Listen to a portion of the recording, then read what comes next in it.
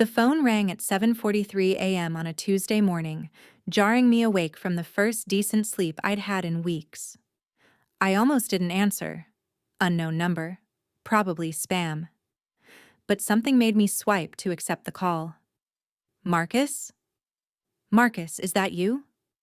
The voice was shaky, unfamiliar at first, then painfully recognizable. My mother.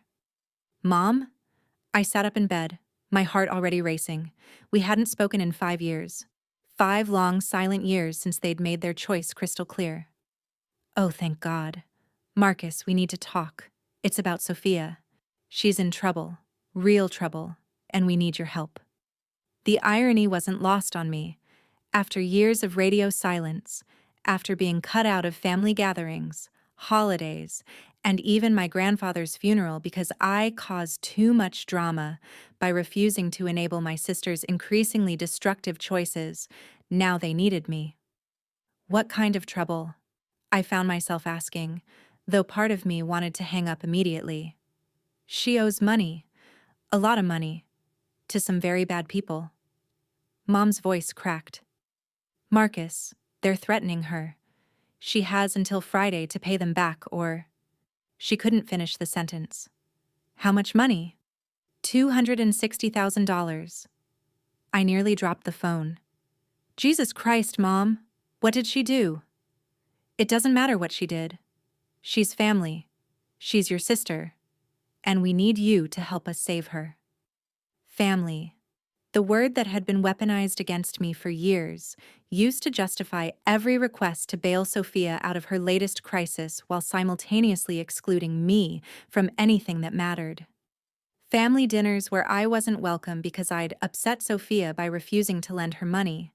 Family vacations I wasn't invited to because she'd threatened not to come if I was there. Family emergencies where I was expected to drop everything and help, but family celebrations where my presence was somehow problematic. We've already mortgaged the house again. Dad's voice came through. I hadn't realized he was on the call too. Cleaned out our retirement accounts. But it's not enough. We're still short about $90,000. And you want me to... I already knew where this was going. Your house, Marcus. It's worth at least $400,000 now, right?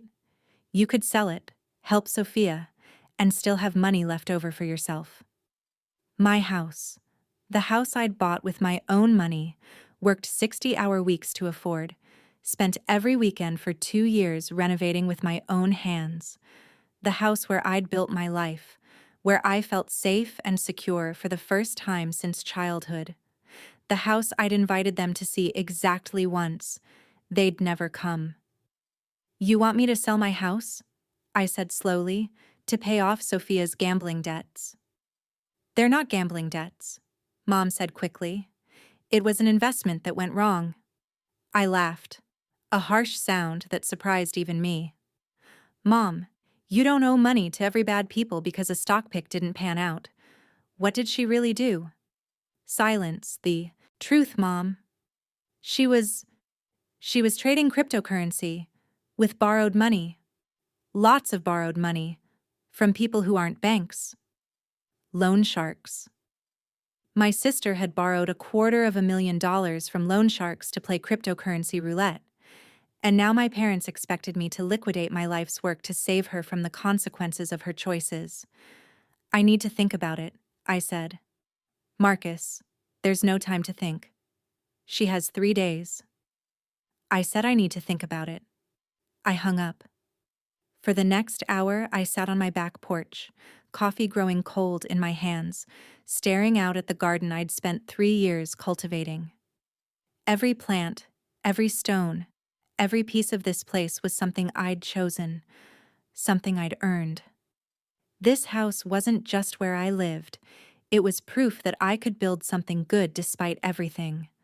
Despite growing up in a family where Sophia was the golden child who could do no wrong, and I was the difficult one who asked too many questions. Despite years of watching my parents enable her increasingly reckless behavior while criticizing every choice I made. Despite being systematically excluded from family events because my presence made Sophia uncomfortable. usually because I'd recently refused to lend her money or called out her latest scheme. The final break had come 5 years ago. Sophia had asked to borrow $20,000 to start a business. When I'd asked for a business plan, she'd exploded. When I'd suggested she get a regular job first, she'd accused me of being unsupportive and jealous. When I'd finally said no, she'd given my parents an ultimatum, her or me. They'd chosen her. Within a week, I was disinvited from Christmas. Then my birthday dinner was postponed indefinitely. When my grandfather, the one person in the family who'd always been in my corner, was dying, they didn't call me until after the funeral. We didn't want to upset Sophia during such a difficult time, Mom had explained, and now, after 5 years of treating me like I didn't exist, they wanted me to sell everything I'd built to rescue their precious daughter from her own stupidity. The phone rang again. Sophia this time. Marcus? Her voice was small, scared. For a moment, I almost felt sorry for her. Almost. Sophia. Did Mom call you? She did. Look, I know we haven't talked in a while. 5 years. We haven't talked in 5 years because you made Mom and Dad choose between us, and they chose you. It wasn't like that.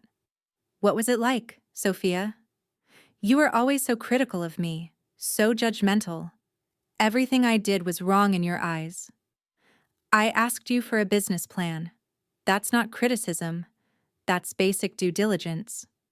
You never believed in me. I believed in accountability. There's a difference. She was crying now. Real tears by the sound of it. Marcus, I'm scared. These people, they're not like bank loan officers. They've made it very clear what happens if I don't pay. Despite everything, despite years of manipulation and crocodile tears, part of me still felt the old protective instinct kick in. She was my little sister. I'd taught her to ride a bike, helped her with homework, defended her on the playground. How did you even get mixed up with people like this? It started small, she whispered. Just a few thousand here and there. But the returns were so good, Marcus. I was making money hand over fist. I thought I could pay back the loans and still come out ahead. But you got greedy. I got confident. There's a difference. There was the Sophia I remembered, never quite able to admit fault, always with a justification for why her poor choices were actually reasonable decisions that just happened to go wrong. The market turned, she continued. Everything crashed. I lost it all, and now I owe more than I ever imagined possible. Why didn't you come to me earlier, before it got this bad? Would you have helped? The honest answer was probably yes. If she'd come to me a year ago, 2 years ago, when the hole was smaller and manageable, I probably would have helped her climb out. But she hadn't come to me because that would have meant admitting she was wrong, and Sophia never admitted she was wrong. We'll never know, will we? Marcus, please. I know I haven't been the best sister. I know things between us got complicated. But I'm begging you. I'll do anything to make this right. Anything? Yes. You'll publicly acknowledge that you manipulated Mom and Dad into cutting me out of the family because I wouldn't enable your financial irresponsibility? Silence.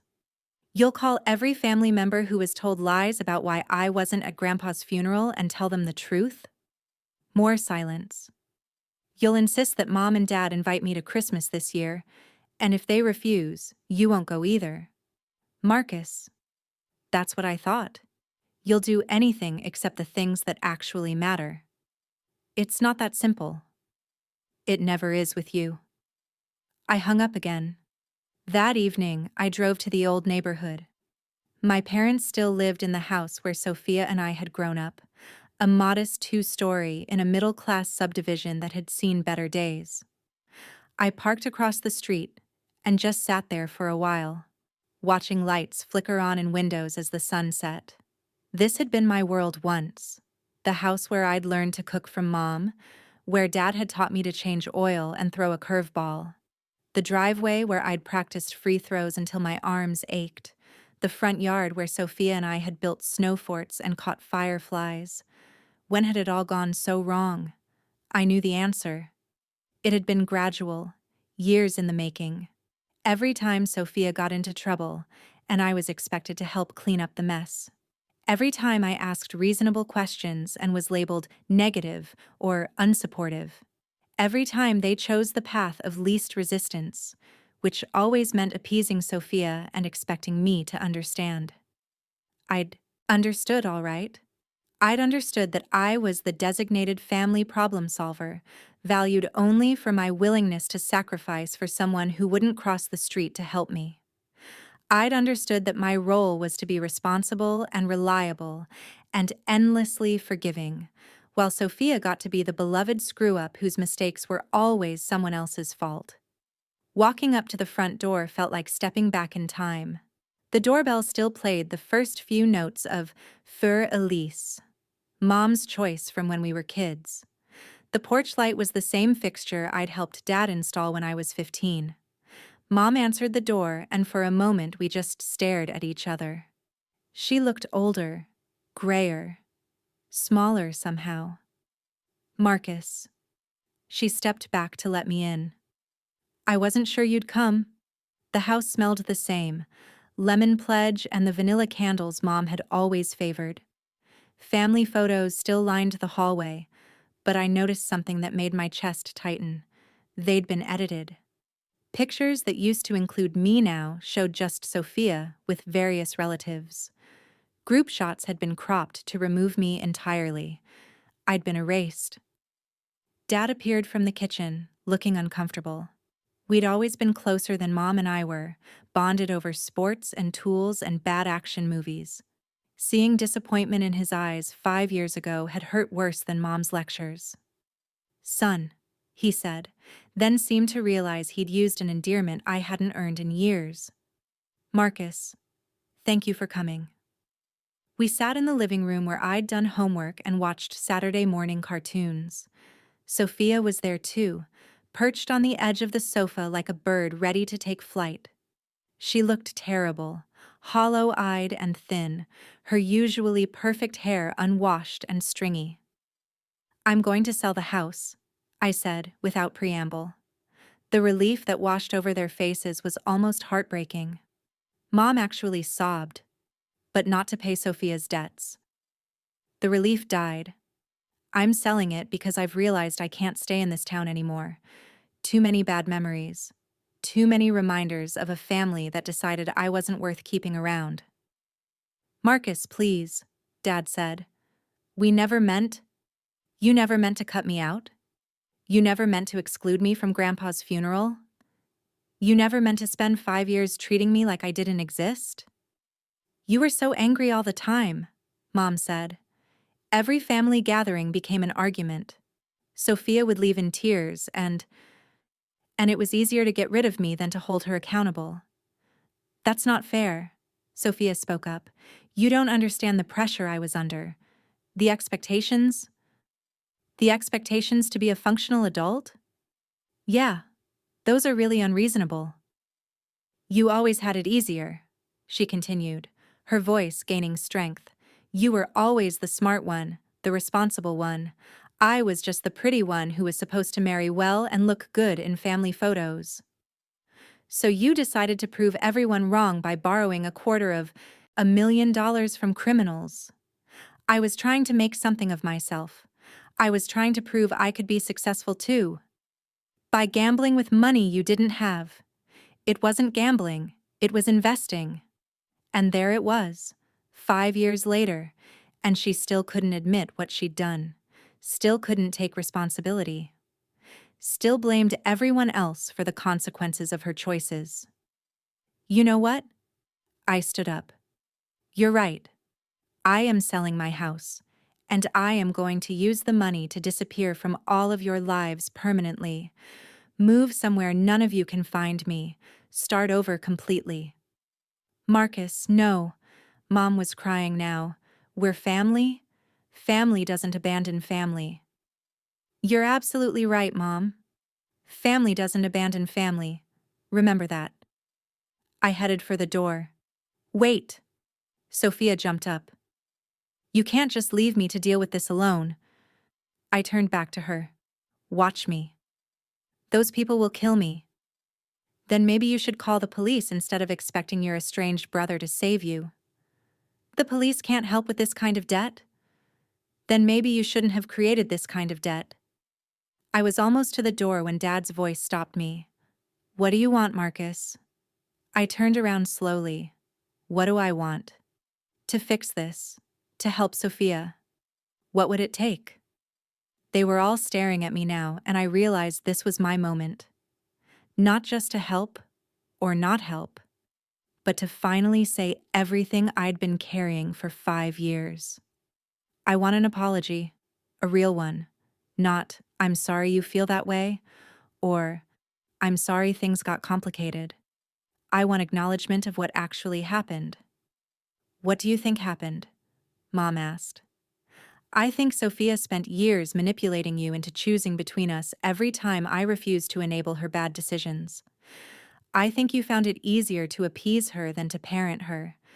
And I think when she finally forced you to choose, you chose the child who needed you more instead of the one who loved you better.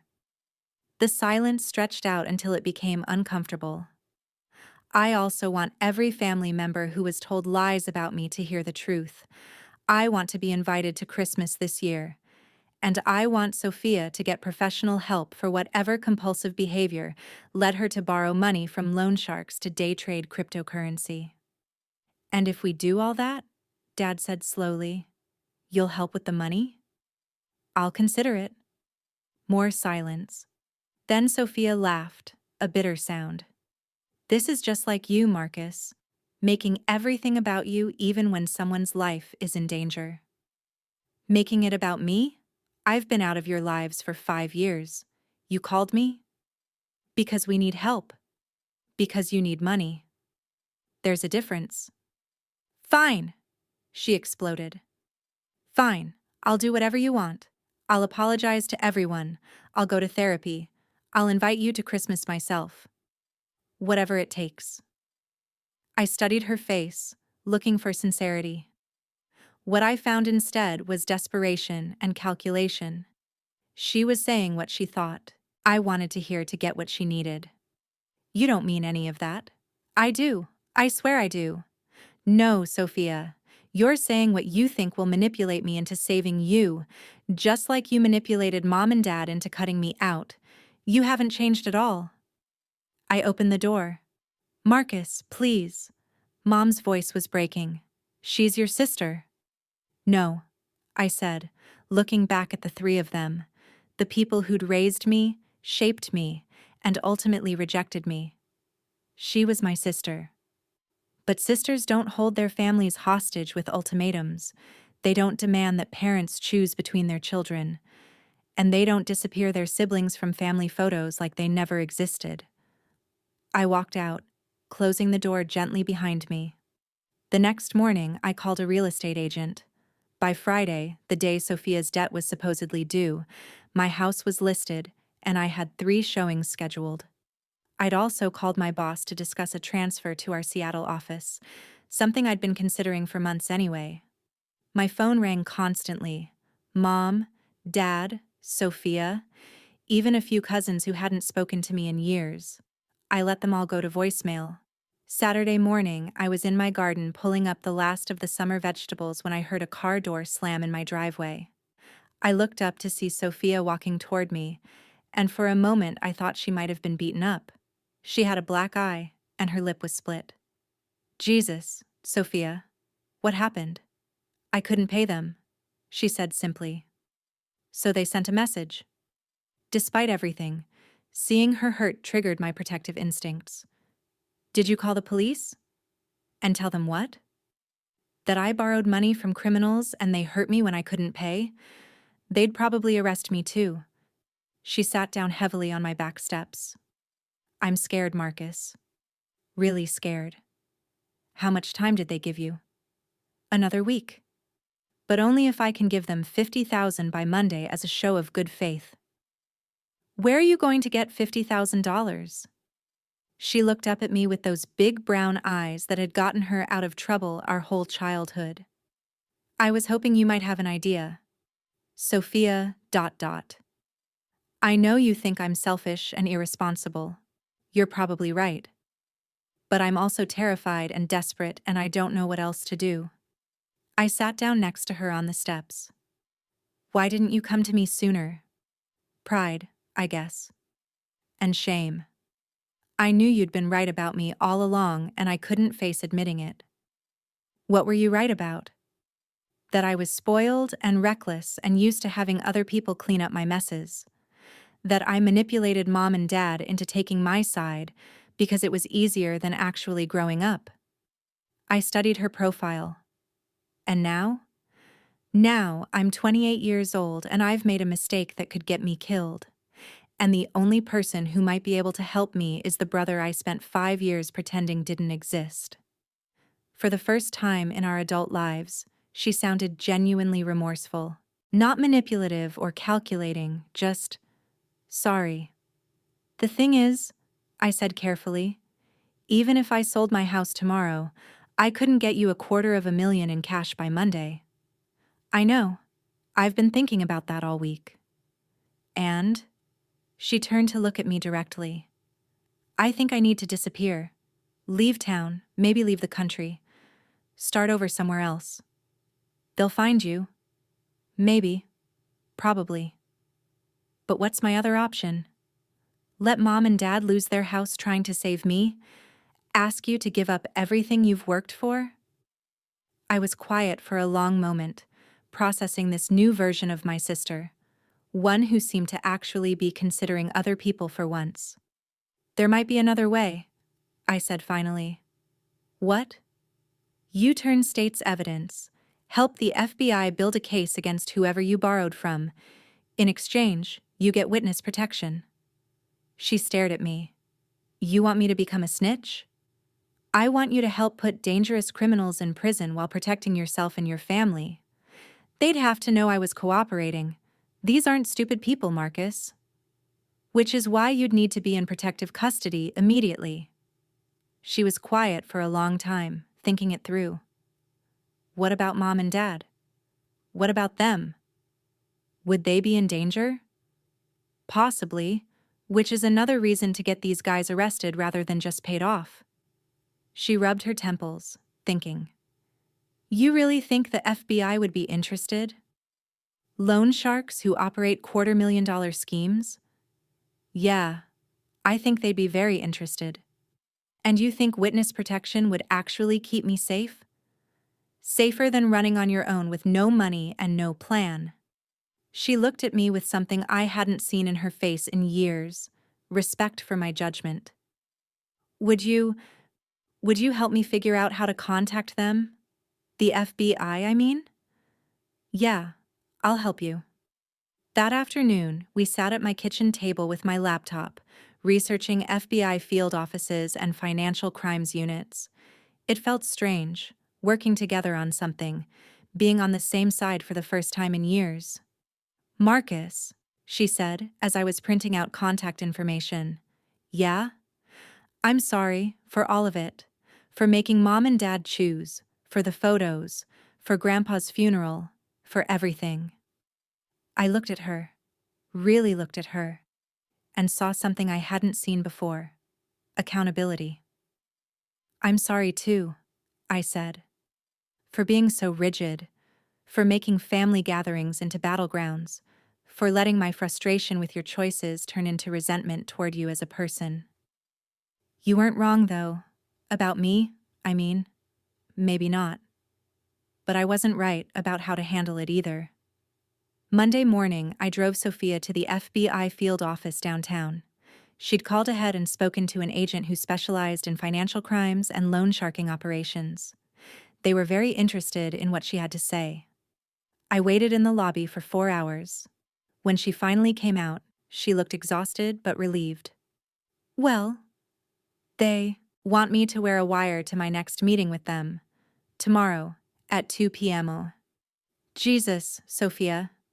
They'll have backup nearby, and if I can get them talking about the broader operation, Other victims, money laundering, violence. They said they could have arrests by the weekend. And witness protection? Depends on what they get. But probably yes, at least temporarily. We drove home in silence, both lost in thought. Are you scared? I asked as I pulled into my driveway. Terrified, but also relieved.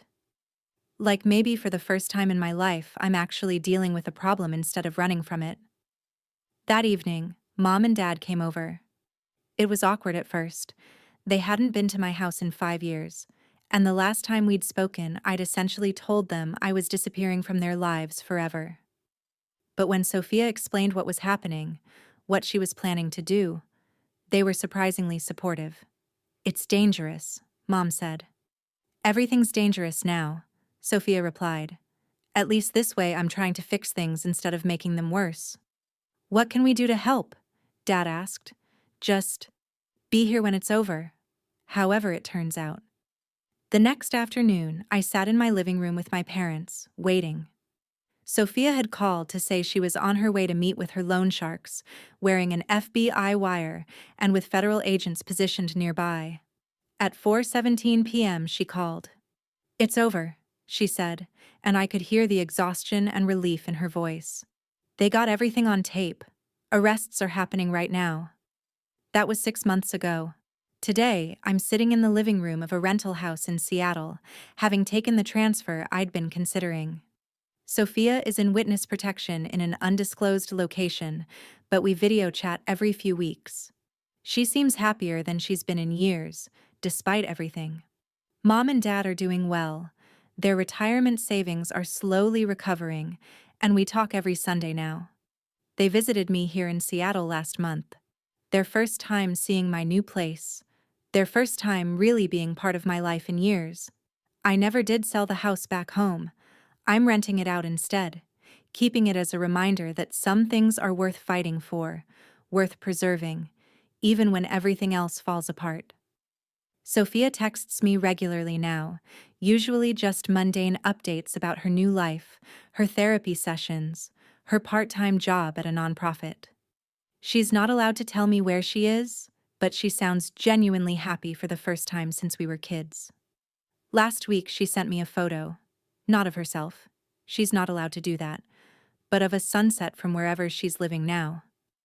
The message said simply, "Thank you for not giving up on me, even when I gave up on myself." I saved the photo to my phone and looked at it for a long time. It occurred to me that this whole ordeal, the debt, the danger, the family crisis, had given us something we'd never had before, the chance to really see each other. Not as the roles we'd been assigned in childhood, not as the enemies we'd become in adulthood, but as two people who loved each other despite their flaws and mistakes. The revenge I'd planned, disappearing from their lives, making them live with the consequences of their choices, had seemed so satisfying in the moment. But the real resolution had come from something much harder. Forgiveness, accountability, and the willingness to show up for each other when it really mattered. Sometimes the best revenge is proving that love is stronger than resentment, and that family, real family, doesn't give up on each other, even when giving up would be easier, even when it would feel more satisfying, even when they probably deserve it. My phone buzzes with a text from Dad. Dinner Sunday? Your mom wants to try making that salmon recipe you mentioned. I smile and type back, I'll bring the wine. Some stories don't end with dramatic confrontations or perfect justice. Sometimes they end with Sunday dinners and shared recipes, with phone calls and photo messages, with the quiet satisfaction of knowing that love found a way to survive even when everything else fell apart. Sometimes that's the best revenge of all.